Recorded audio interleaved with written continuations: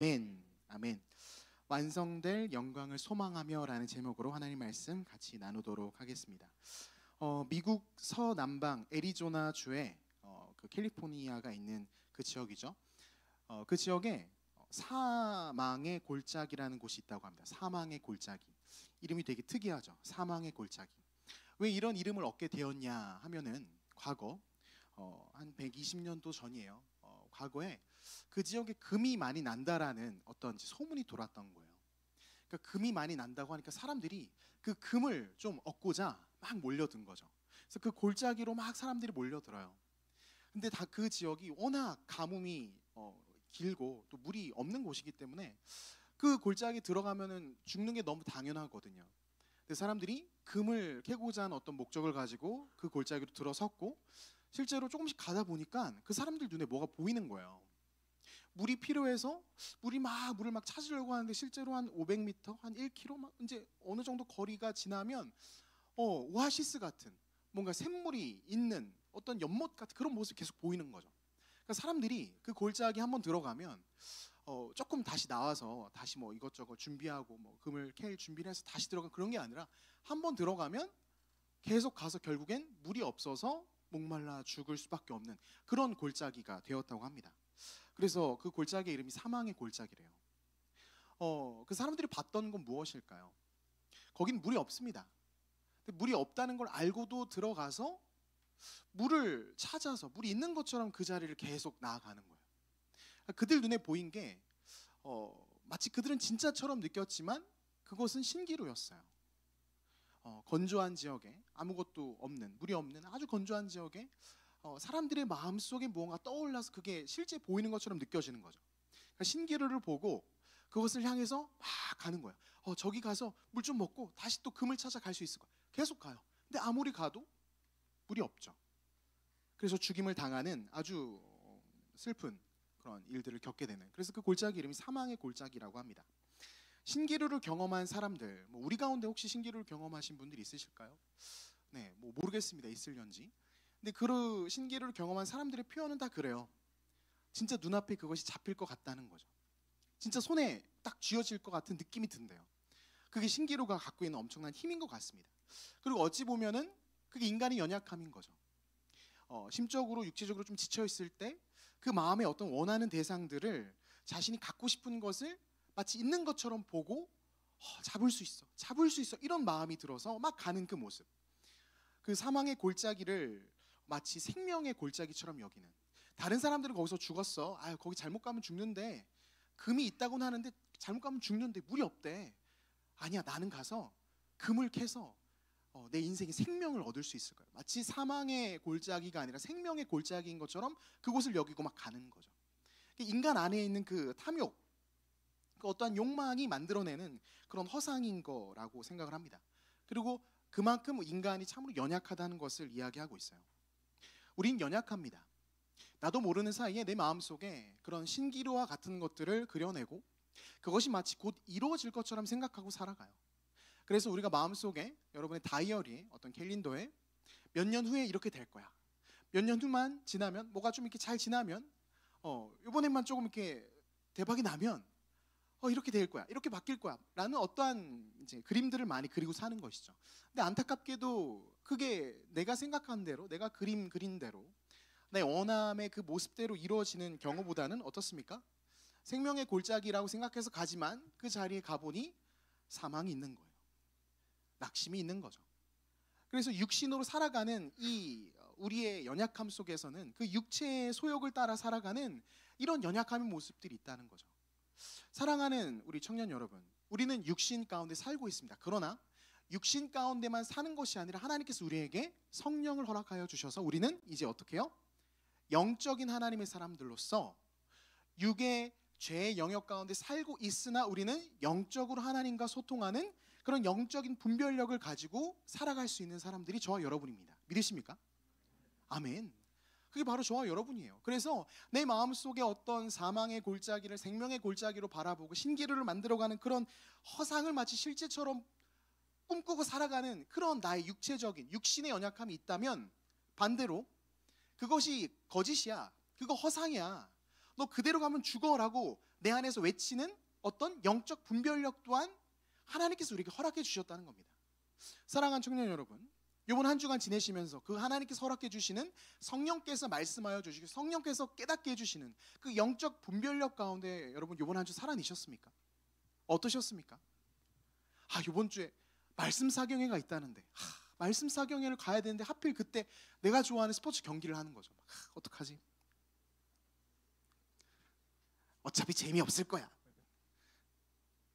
내가 원하는데, 내가 즐거운데 그 자리에 가서 조금 더 누릴 수 있는 뭔가 어떤 나의 육체적 어떤 만족과 그것을 쫓아서 우리가 계속 움직이는 그런 모습들이 이번 한 주간에 혹시 있지 않았는지 질문 드리는 겁니다. 저는 여러분에게 이렇게 권면드리고 싶어요. 우리는 육신 가운데 살지만 하나님께서 이 영적인 분별력을 가지고 살아갈 수 있도록 우리에게 강력한 하나님의 도구 무엇이죠? 말씀을 주셨어요. 그래서 그 말씀을 붙잡고 살아가는 우리는요, 어떻게 해요? 이 신기루의 함정에 빠지는 것이 아니라 그것을 분별할 수 있는 사람으로서 우리의 삶을 살아낼 수 있다는 거예요.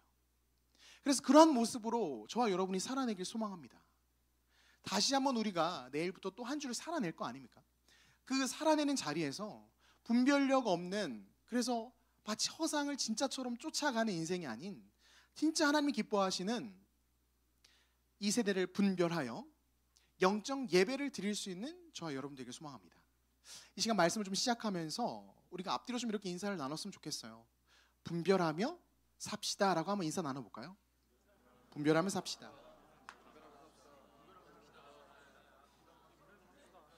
분별하며 삽시다. 네, 그래요. 네, 그 소개팅 분별해야 돼. 그 만남 분별해야 돼. 네, 좋습니다. 그 분별을 하며 살아가는 성도들에게 찾아오는 어려움이 한 가지가 있습니다. 그것은 무엇이냐면요, 분명 말씀으로 우리가 분별을 하거든요. 말씀 붙잡고 하나님 기뻐하시는 것이 무엇인지를 붙잡고 분별을 합니다. 그런데 그 가운데에서 우리에게 찾아오는 어려움은 그겁니다. 우리의 선택이, 우리의 결정이 정말 지혜로운 길일까라는 어떤 마음들이 올라오는 것이죠. 분별했어요. 결정했습니다. 그런데 이게 맞을까? 괜찮을까라는 그런 마음들이 밀려오는 거예요. 초대교회 성도들도 마찬가지였습니다. 오늘 우리가 요한계시록 말씀을 살폈지만 이 요한계시록을 받아 읽었던 당시의 성도들 또한 그래요. 그 제국의 강력한 영향력 아래에서 살아가면서 기독교 신앙, 예수 그리스도를 주로 십자가에 달려 죽으신 그 존재를 어떤 왕보다, 어떤 황제보다 더 특별하고 정말 나의 구세주로 고백하며 살아간 이 신앙을 붙잡고 살아가는 것, 그래서 그 시대를 분별하며 그 성도들이 살아가는 것은요, 참으로 어려운 시간이었을 거예요. 예수님을 믿는 것이 그들에게, 그 당시 그들의 주변의 사람들의 시선에는 진짜 어리석어 보이는 것이죠. 모두가 오른쪽으로 가라고 할 때 왼쪽으로 가는 거예요. 모두가 이것이 정답이라고 말할 때 아니야, 그거 정답이 아니야 라고 말하는 이 분별, 실제로 우리가 살다 보면 하나님께서 우리에게 원하시는 분별의 모습이 그렇거든요. 모두가 돈이 가장 우선돼야 되고 너의 형편이 나아지는 것이 가장 우선돼야 돼라고 세상이 말하고, 그것을 신기루를 마치 진실처럼 우리에게 보여줄 때 하나님께서 분별을 하시면서 우리에게 말씀해 주시는 것은 돈이 아니라 하나님이야, 너의 상태가 아니라 너의 정체성이야 라고 말씀하시는 거예요. 그러니까 정반대인 거예요. 그 분별 속에 우리가 살아가고 있다는 것이죠. 그리고 그 분별 가지고 살아가다 보니 우리 마음 가운데 이게 괜찮을까? 맞을까? 이렇게 살아가는 것이 나에게 괜찮은 것일까라는 그 질문이 우리에게 어려움으로 다가온다는 거예요. 그리고 그러한 어려움 가운데 있었을 그 초대교회의 성도들, 그리고 오늘날 우리에게 동일하게 오늘 이 말씀은 놀라운 소망의 말씀으로 다가옵니다. 요한계시록 말씀이 우리에게 왜 소망이 될까요? 요한계시록은요, 말 그대로 마지막에 이 알파와 오메가 되신 하나님께서 마지막 그 오메가의 장면, 모든 것이 종결된 마침표의 장면을 우리에게 보여주시는 거예요. 근데 이 말씀들이 우리에게 굉장한 소망이 됩니다. 왜 그렇습니까? 우리는 지금 알파와 오메가 그 사이 어딘가를 살아가고 있거든요. 그래서 지금 나의 분별의 선택이 어떤 결과를 만들어낼지, 이것이 정말 나에게 소망이 될지 이 확실함이 없는 거예요. 그런데 하나님께서 명확하게 요한계시록 말씀을 통해서 우리에게 알려주시는 거예요.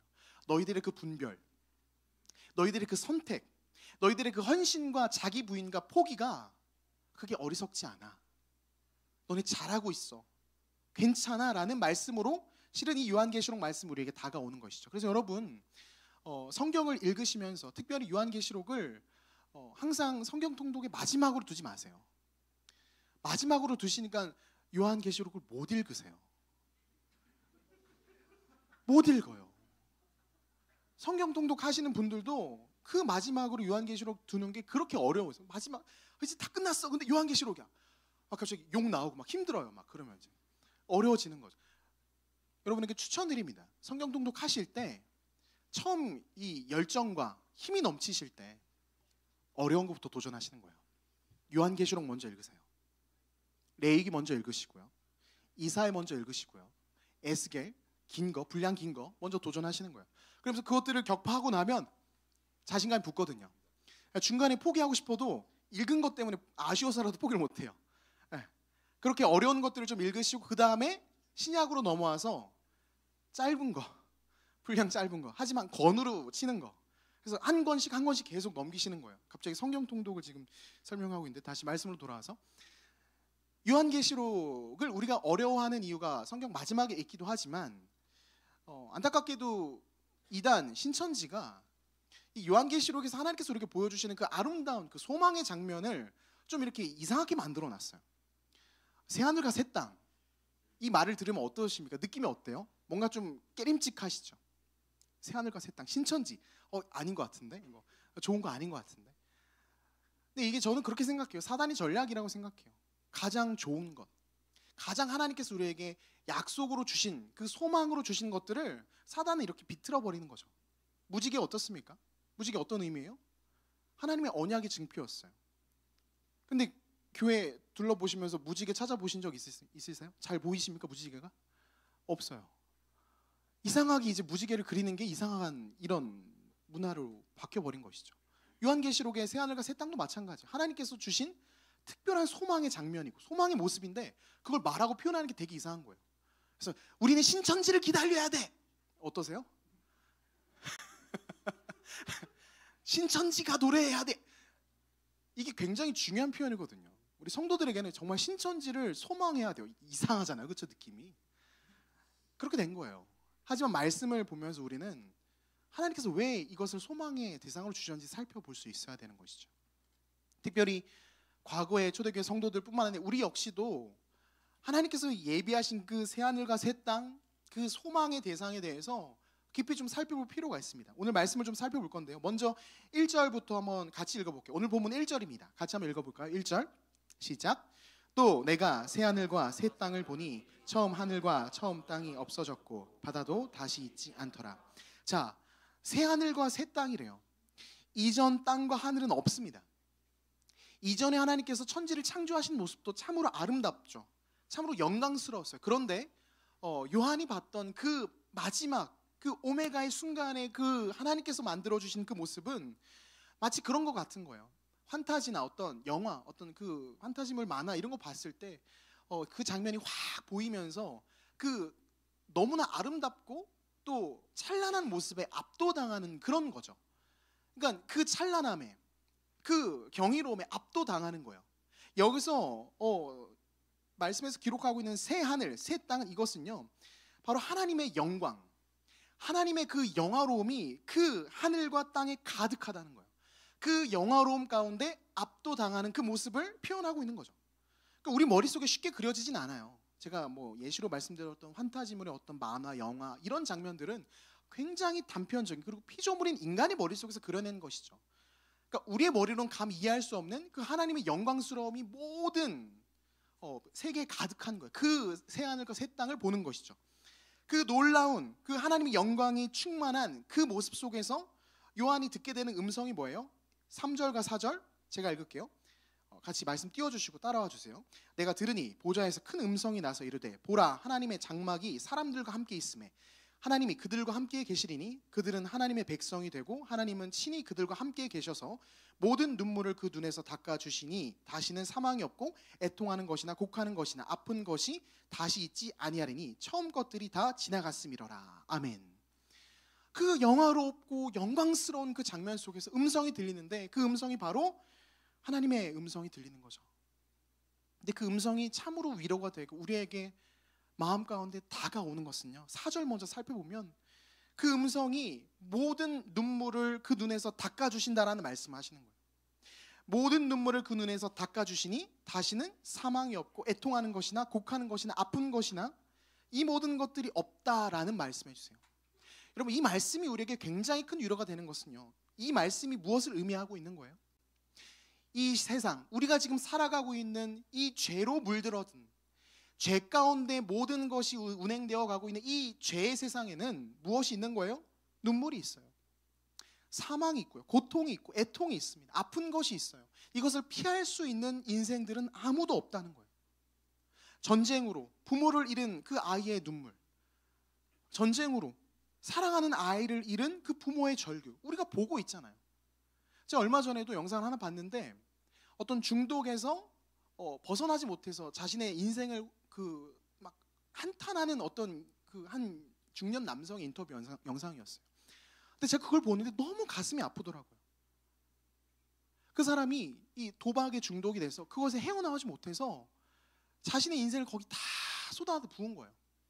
그래서 가족들 다 떠나고 아무것도 남은 게 없고 빚만 있고, 그래서 이대로는 안 되겠다, 그냥 목숨을 끊어버리자라고 생각을 하지만 그럴 힘도 용기도 없고 그냥 자신이 너무 고통스럽다는 그 이야기를 하는 그 모습, 시간을 되돌릴 수 있으면 돌리고 싶다. 그 고통스러운 인생의 모습인 거죠. 그 사람이 처음부터 그렇게 되길 원했겠습니까? 아니에요. 죄로 고통하는 이 세상의 모습 속에서 연약한 인생들이 한 번 잘못된 선택을 하고 한 번 잘못된 선택을 할 때, 그것들이 쌓일 때 그들의 인생이, 연약한 인생들의 그 모습이 고통인 거예요. 그 고통의 모습, 그 죄의 영향력 아래 고통하는 인간들의 모습을 보면서 하나님이 그것을 모르시는 게 아니라 다 알고 계시는 거예요. 다 알고 계시면서 어떻게 말씀하시는 거예요? 마지막 그날이 오면 그 고통하는 인생들의 시간들을 주님이 이제 그 눈물 닦아주시겠다는 거죠. 여러분, 많은 철학자들이 그 이야기를 합니다. 인생은 고통의 연속이다. 동의하십니까? 저는 동의가 되더라고요. 인생은 고통의 연속이에요. 그래서 조금 덜 고통스러우려고 우리가 아둥바둥 하잖아요. 하지만 안타깝게도 고통의 연속이에요. 피할 수 없습니다. 근데 더 비참한 건 무엇이냐면 이 고통의 연속인 이 인생 속에서 우리가 무엇을 찾는 거예요? 여기서 신기루를 만들어서 그것을 찾는 거예요. 고통이 조금 덜해질 다른 어떠한 대상을 나의 소망의 대상으로 여기고 그것들을 어떻게 한번 붙잡아 보려고 막 아둥바둥하며 살아가는 게 우리의 인생의 모습인 거죠. 근데 하나님께서 무슨 말씀해 주시는 거예요? 마지막 그날에는 너희들의 그 모든 고통들을 내가 닦아줄 거고, 이제 그날에 이르러서는 고통의 시간이 아닌 이제 나와 영원히 함께 할 수 있는 그 시간으로 내가 너희를 이끌 거야 라는 말씀해 주시는 거예요. 3절 말씀에 이런 말씀이 있죠. 내가 이르니 보좌에서 큰 음성이 나서 이르되 보라, 하나님의 장막이 사람들과 함께 있음에 하나님이 그들과 함께 계시리니 그들은 하나님의 백성이 되고 하나님은 친히 그들과 함께 계셔서, 이렇게 말씀하고 있어요. 여기서 되게 이상한 표현이, 한 단어가 등장해요. 뭐냐면 하나님의 장막이라는 표현이 여기 등장합니다. 그 새하늘과 새 땅 모든 것이 다 새로운 그 모습인데 갑자기 장막이 사람들과 함께 있대요. 근데 이 단어가 여기 쓰인 이유는 다른 것이 아니라 하나님께서 알려주시는 거예요.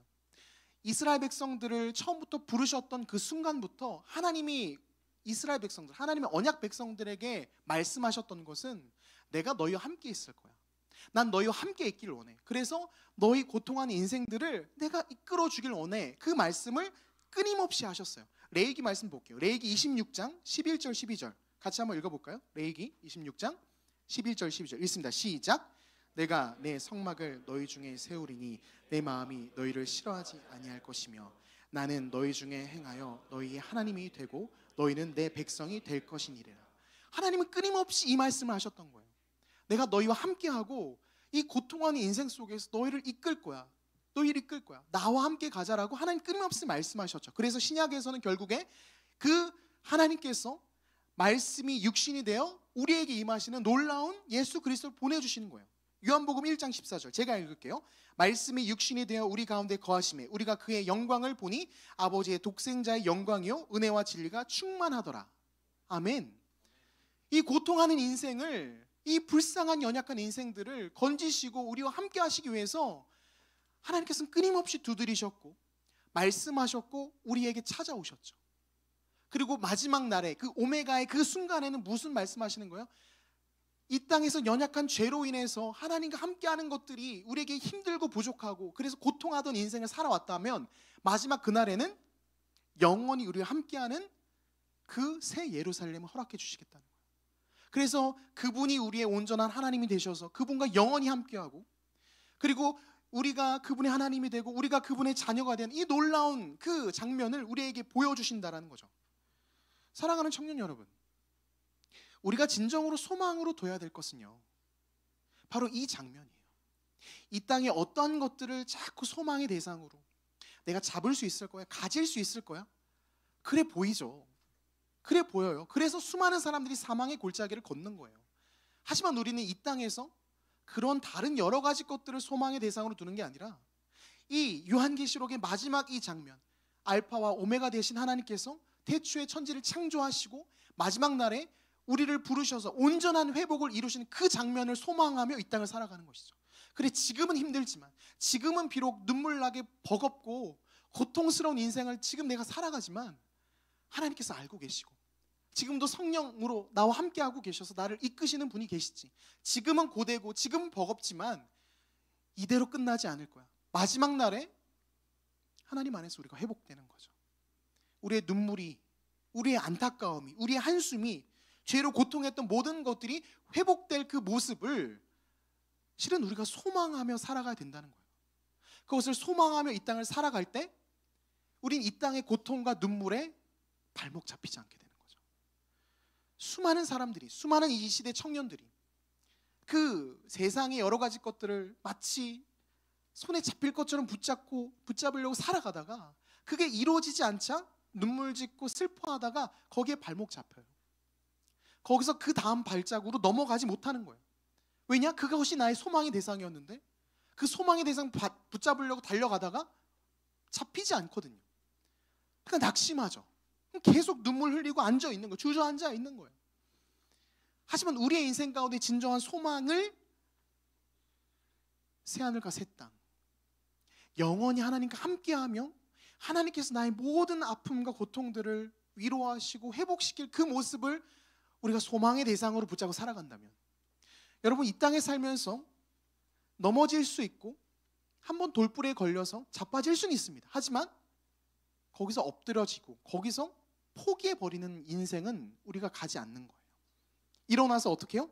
다시 소망의 대상 바라보며 달려가는 것이죠. 왜 그리스도인들이 말씀대로 살아가는 것이 어렵습니까? 말씀대로 살아가려고 해서 분별하여 선택하지만 내 눈앞에 이 세상의 어떠한 것들을 소망의 대상으로 여기자. 말씀으로 살아가다 보면 결국 그것이 손에 잡힐 것 같지 않거든요. 그래서 어려운 거예요. 그래서 포기하죠. 그래서 신앙은 있지만 말씀대로 살아내려고는 하지만 이상하게 행복하고 기쁘지 않은 거예요. 하지만 우리 소망의 대상을 이 세상 것이 아닌 진실로 마지막 날에 하나님께서 이렇게 약속하신 그 영원한 하나님의 나라, 그 새하늘과 새 땅, 새 예루살렘을 소망의 대상으로 놓고 살아간다면 우리가 말씀을 가지고 분별한 이 선택들이 어리석은 선택이 아닌 거죠. 그렇지, 이렇게 살아가야지. 그렇지, 이게 맞지. 자기를 부인하고 남을 나보다 낮게 여기며 섬기고 헌신하는 이 선택들이, 말씀을 순종하는 이 선택들이 어리석어 보이지 않는다는 거예요. 여러분, 하나님께서 예비하신 그 모습이 얼마나 아름다운지 10절 11절은 이렇게 또 기록하고 있어요. 10절 11절 같이 한번 읽어볼까요? 10절 11절 읽습니다. 시작.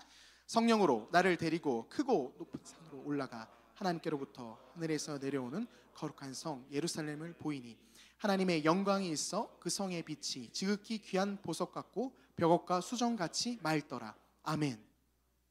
그 영광스러운, 압도당하는 그 아름다운 그 자리를 하나님이 예비해 놓으시고 우리를 그렇게 바꿔가시고 만들어 가시겠다 말씀하시는 거예요. 여러분, 그 새 예루살렘의 모습은요, 창세기에서 에덴 동산에서 실패했던, 그래서 생명나무와 영원한 생명이 허락되는 그 생명수가 공급되는 그 에덴 동산이 실패된 듯 보이지만 이 새 예루살렘에서는 그것이 회복되는 모습을 보여주고 있어요. 요한계시록 22장 1절부터 5절인데 이건 제가 읽을게요. 말씀에 PPT는 없습니다. 제가 읽겠습니다. 또 그가 수정같이 맑은 생명수의 강을 내게 보이니 하나님과 및 어린 양의 보좌로부터 나와서 길 가운데로 흐르더라. 강 좌우에 생명나무가 있어 열매 12가지 열매를 맺되 달마다 그 열매를 맺고 그 나무 잎사귀들은 만국을 치료하기 위하여 있더라. 다시 저주가 없으며 하나님과 그 어린 양의 보좌가 그 가운데 있으리니 그의 종들이 그를 섬기며 그의 얼굴을 볼 터이요 그의 이름도 그들의 이마에 있으리라. 다시 밤이 없겠고 등불과 햇빛이 쓸데없으니 이는 주 하나님이 그들에게 빛이심이라.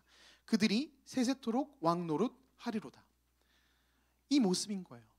요즘에 우리가 자주 부르는 찬양 있죠? 다시 밤이 없겠고. 그 소망의 모습이, 그 가사가 실은 이 말씀이에요. 우리에게 하나님께서 약속하신 그 새하늘과 새 땅의 모습, 해가 필요 없습니다. 등불이 필요 없어요. 왜냐하면 하나님의 영광스러움이 그들에게 비치거든요. 그 영광스러움의 자리를 우리를 부르셔서 그곳에서 우리와 영원히 함께할 그 완성된 그 영광을 이 요한계시록 말씀에 적어서 우리 손에 들려주시는 거예요. 연약한 인생을 살아가면서, 죄로 물들어진 이 인생을 살아가면서 너희 얼마나 힘드니? 얼마나 많은 눈물과 아픔이 너희 가운데 있니? 이해할 수 없는 고난, 누군가에게 사기를 당하거나 누군가로부터 말도 안 되는 상처를 겪게 되는 정말 해석이 안 되는 인생들을 우리가 이 땅에서 살아간다는 거예요. 근데 이 땅에서 어떠한 것들을 자꾸 소망의 대상으로 여기고 살아가면 우리는 그 소망이 깨어질 때, 그 소망이 잡히지 않는 신기루일 때 다시 일어날 소망을 찾을 수 없게 돼요. 이 세상에 하나님을 모르는 사람들은 그럴 수 있습니다. 그것들을 어떻게든 붙잡고 달성하려고 살아가겠죠. 하나님 모르니까요. 이 요한계시록 하나님의 말씀이 그들 손에 없으니 그들은 그럴 수 있습니다. 그러나 저와 여러분은요, 달라야죠. 하나님 우리에게 말씀을 주셨으니, 말씀으로 우리에게 찾아오시니 우리는 그 말씀에 기록된 대로 이 요한계시록에 하나님께서 허락해 주신 그 장면을 소망하며 다시 한번 이 땅에서 하나님의 자녀답게 말씀으로 분별하여 살아가야 된다는 것입니다. 이 말씀이 능력이 없는 말씀이라고요? 이 말씀이 믿어지지 않는다고요? 여러분 기억하십시오. 창세기부터 요한계시록까지 하나님은 늘 같은 말씀을 우리에게 들려주셨어요. 내가 너희와 영원히 함께하길 원하고 내 말씀으로 너희에게 찾아와 그 말씀에 순종하며 살아가는 너희를 내가 포기하지 않는다. 그 말씀이 성경 곳곳에 단 한 번도 변치 않는 모습으로 하나님 우리에게 들려주셨어요. 그리고 베드로전서 1장 24절 25절에는 그 말씀이 어떻다라고 기록되어 있냐면 이렇게 기록되어 있습니다. 같이 한번 읽어볼까요? 시작.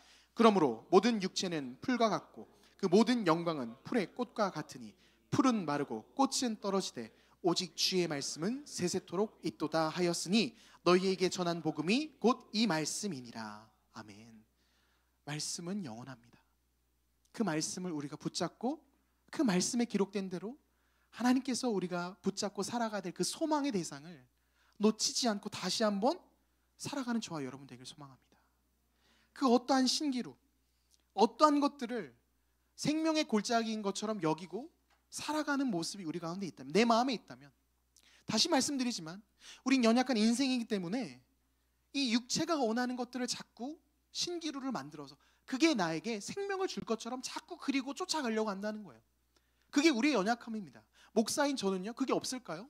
이 앞에서 말씀을 전하니까 저는 거룩하고 단 하나도 육체적인 생각을 안 할까요? 아니에요. 제 안에도 끊임없이 그 육체적인 그 신기루들이 계속 떠올라요. 차를 바꾸고 싶어요. 정말요. 이게 제 인간적인 육체적 속마음이에요. 갑자기 모두에게 공감을 얻는, 정말 그래요.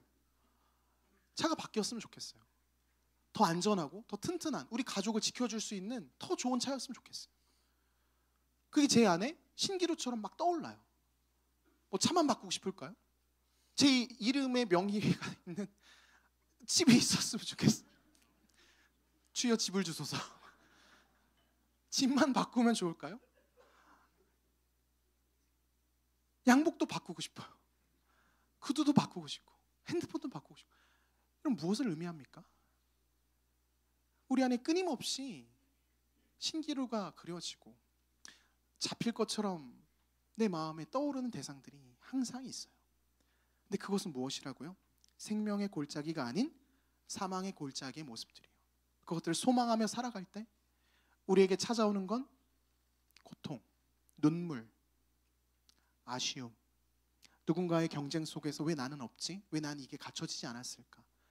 내 친구는 저렇게 살아가는데, 내가 아는 누군가는 저렇게 멋들어지게 남부럽지 않은 모습으로 저렇게 살아가는데 왜 나는 이게 없는 거지? 수많은 자기 연민과 비하로 살 거예요. 그게 죄 많은 이 세상에 소망을 둘 때 나타나는 모습이라는 것이죠. 그래서 하나님께서 이렇게 말씀해 주시는 거예요. 이 세상의 신기루, 그 어떠한 것들을 소망하며 사는 것이 아니라 어떻게 해요? 우리가 바라봐야 될 소망의 대상은 바로 요한계시록에서 말씀하시는 그 완성될 그 영광의 모습을, 진실로 우리에게 도래할 그 모습을 소망하며 이 땅을 살아가는 것입니다. 사랑하는 청년 여러분, 여러분 마음 가운데 어떠한 것을 소망하고 있는지 점검하셨으면 좋겠어요. 하나님께서 말씀으로 찾아오셔서 진실로 그분의 영광을 보이시고 그 영광의 걸음으로 우리를 초대하십니다. 이제 우리가 선택해야 되는 것은 아멘, 주 예수여 어서 오시옵소서. 진실로 그날을 소망하며 이 땅 가운데서 하나님과 함께 한 걸음 한 걸음 동행하는 것입니다. 힘들고 어려운 시간들 여러분 살고 있음을 알고 있어요. 그러나 여러분 다시 한번 일어나 하나님이 기뻐하시는 그 걸음을 나아가는 저와 여러분 되기를 소망합니다. 지금 우리 말씀 생각하면서 같이 찬양하고 우리 기도의 자리로 나아갑시다. 주의 나라가 임할 때 같이 한번 마음 담아서 찬양하겠습니다. 주의 나라가 임할 때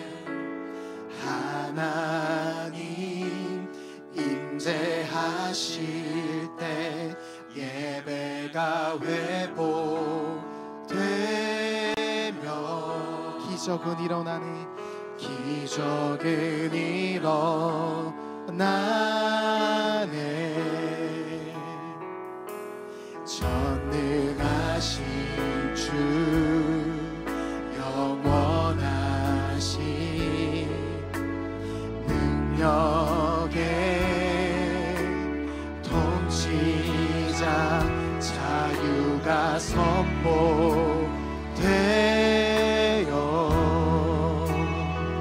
주 백성 돌아오네.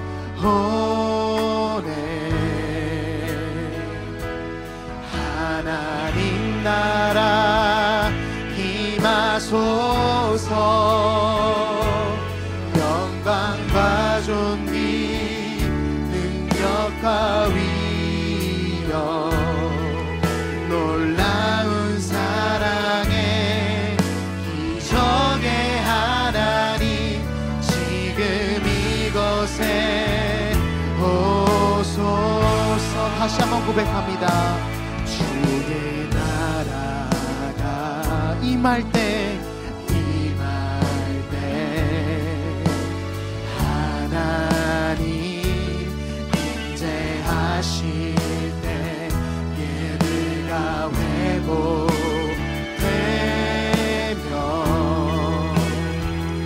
기적은 일어나네.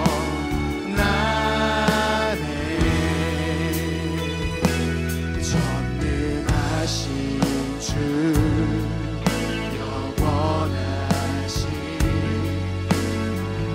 능력의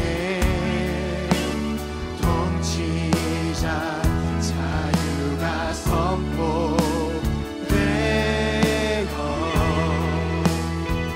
주 백성 돌아오네. 하나님 나라 임하소서. 영광과 존귀 능력과 위엄 놀라운 사랑의 기적의 하나님 지금 이곳에 오소. 하나님 나라 임하소서. 하나님 나라 임하소서. 영광과 존귀 능력과 위엄 놀라운 사랑의 기적의 하나님 지금 이곳에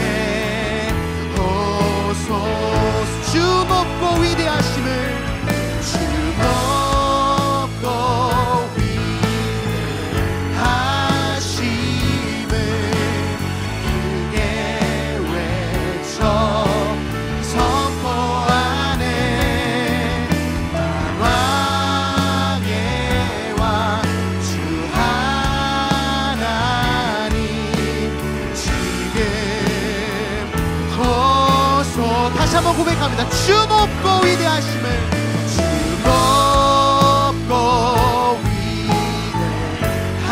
위대하심을 크게 외쳐 선포하네.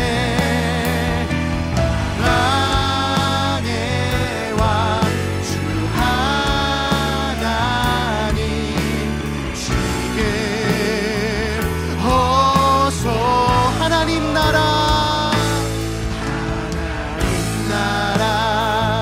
임하소서.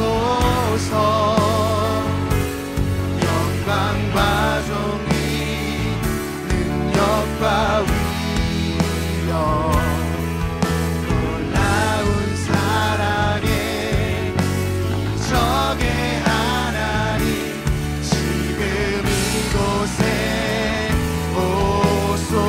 마라나타 마라나타 마라나타. 아멘. 주 예수여 오시옵소서. 마라나타 마라나타. 아멘. 주 예수여 오시옵소서. 마라나타 마라나타 마라나타. 아멘. 주 예수여 오시옵소서. 마라나타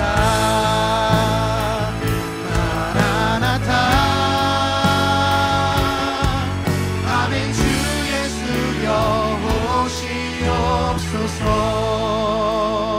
사랑하는 청년 여러분, 이 땅에서 그리스도인으로 살기 위해서 그 능력을 갖추는 것은 이 세상이 어떠한 것을 소망의 대상으로 여기는 것이 아니라 진실로 하나님께서 우리에게 예비하신 그 새 하늘과 새 땅, 그 새 예루살렘을 우리가 소망하며 살 때 우리가 그리스도인으로 이 땅에 살아갈 수 있는 그 실력을 갖출 수 있는 것입니다. 우리가 무엇을 소망하고 계십니까? 여러분, 무엇을 꿈꾸고 계십니까? 신기루와 같이 그것을 바라보며 사망의 골짜기를 걷는 인생이 아니라 생명의 골짜기를 나아가는, 하나님이 기뻐하시는 그 걸음을 나아가는 우리가 되기를 소망합니다. 우리가 하나님께 간절히 한번 기도할 때, 주님, 이 세상 것에 소망두지 않고 하나님의 말씀 붙잡고 살아가는 그 새 하늘과 새 땅을 소망하는 데가 되게 하여 주시옵소서. 주님께서 눈물 닦아주실 그날을 소망합니다. 주님께서 어루만져 주시고 다시 새 옷을 입혀주실 그날을 소망하며 살아가는 내가 되게 하여 주시옵소서. 우리 주여 한번 간절히 부르시고 기도하며 나아갑니다. 주여.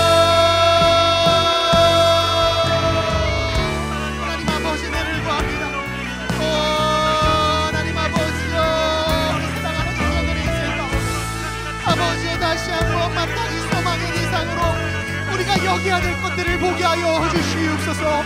아버지, 이 땅 가운데 찾아야 될 것들, 가져야 될 것들, 아버지, 누려야 될 것들이 얼마나 많이 보이는지 모릅니다. 아버지, 그러한 것들을 주목하다 보니 주여, 우리 인생 가운데 기쁨이 사라지고 감격이 사라지며 행복을 잃어가는 날을 봅니다. 하나님, 그것들을 내 인생의 목적으로 두지 않게 하시며 완성될 그 영광의 날을 소망하며 달려가는 우리 되게 하여 주시옵소서. 사랑하는 청년들의 인생 가운데 얼마나 많은 눈물이 있는지 모릅니다. 얼마나 많은 애통함과 아픔이 있는지 모릅니다. 이해할 수 없는 상처로, 이해할 수 없는 일들로 아파하는 청년들이 얼마나 많은지 모릅니다. 하나님 아버지, 저들이 무엇으로 일어날 수 있겠습니까? 저들이 무엇으로 다시 한번 달려갈 수 있겠습니까? 아버지, 독수리 날개 저울음과 같이 하나님 주시는 새 힘 붙잡고 달려갈 수 있는 하나님의 청년들이 되길 소망합니다. 그러하기 위해서 하나님, 저들이 하나님 마땅히 소망의 대상으로 여겨야 될 것들을 붙잡게 하여 주시옵소서. 아버지, 저들의 인생 가운데 다른 것들을 소망하지 않게 하시며 오직 하나님께서 원하시는 그 모습을 소망하고 달려가는 하나님의 청년들 되게 하여 주시옵소서. 하나님, 연약한 인생 가운데 찾아오셔서 다시 한번 이 말씀으로 우리를 일으켜주시고 이 말씀으로 우리를 붙잡아 주시니 감사를 드립니다. 하나님, 우리 사랑하는 청년들의 인생 속에 아버지여, 하나님 주시는 새 힘으로 하나님 바라보며 달려가는 그 복된 인생들로 나아갈 수 있도록 주님 축복하여 주시옵소서. 하나님의 일하심을 구합니다.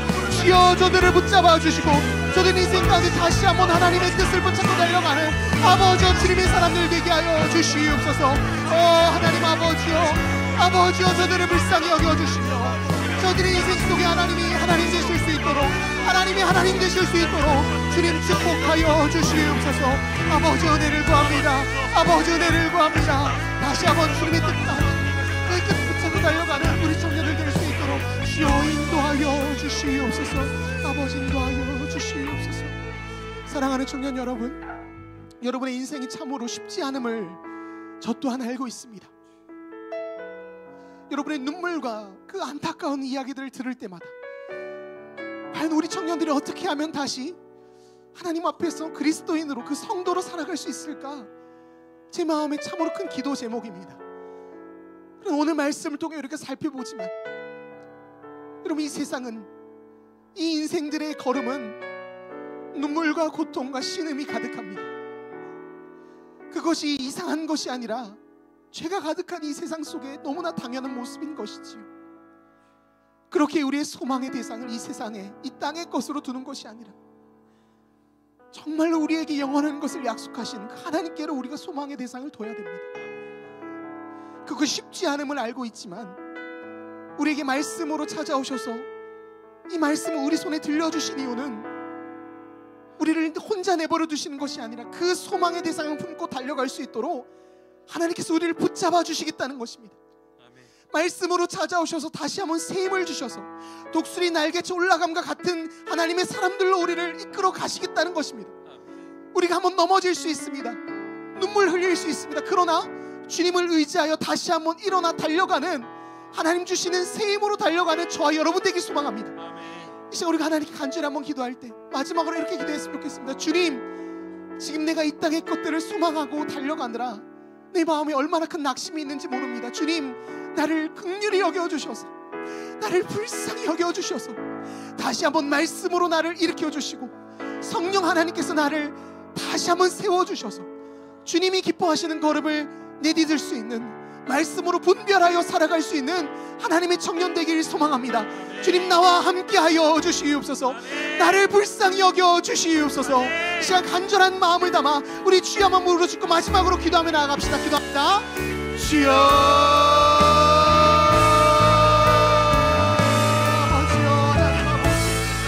아버지, 우리 사랑하는 청년들의 인생을 아시는 주님, 아버지와 저들의 인생에 무엇이 필요합니까?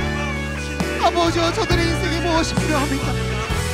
오직 하나님의 말씀이요, 오직 성령께서 주시는 새 힘이 필요합니다. 아버지와 저들이 걸음을 나아갈 때 아버지와 스스로의 힘으로는 이 세상의 유혹들을, 그 육신의 그 속삭임을 이겨낼 재간이 없습니다.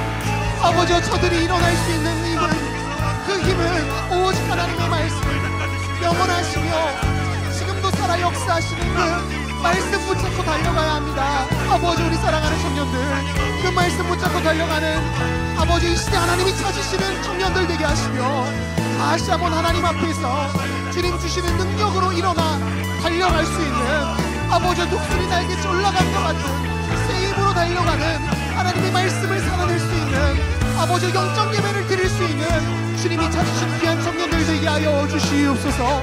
아버지, 저들의 타는 마음들, 눈물들 닦아주시고 위로하여 주시며 아버지, 홀로 내버려 두지 마시고 주님께서 저들의 인생 가운데 빛이 되시고 소망이 되어 주시옵소서. 그리하여 복된 인생 살아가게 하시며 하나님이 다스리시는 그 인생을 살아낼 수 있는 우리 청년들 되게 하여 주시옵소서. 하나님 일하심을 구합니다. 저들을 위로하여 주시며 내 백성을 위로하라 말씀하신 그 하나님의 말씀으로 저들이 그 위로함을 받고 새 힘을 얻을 수 있도록 주님 인도하여 주시고 주여 붙잡아 주시옵소서. 아버지, 그리하여 이 세상 가운데 하나님의 영광을 드러내는, 하나님의 영광을 증거하는 하나님의 청년들로, 말씀을 살아내는 청년들로 하나님을 날마다 경험하는 주님의 자녀들 될 수 있도록 주님 인도하여 주시옵소서. 거룩하신 하나님 아버지, 감사를 드립니다.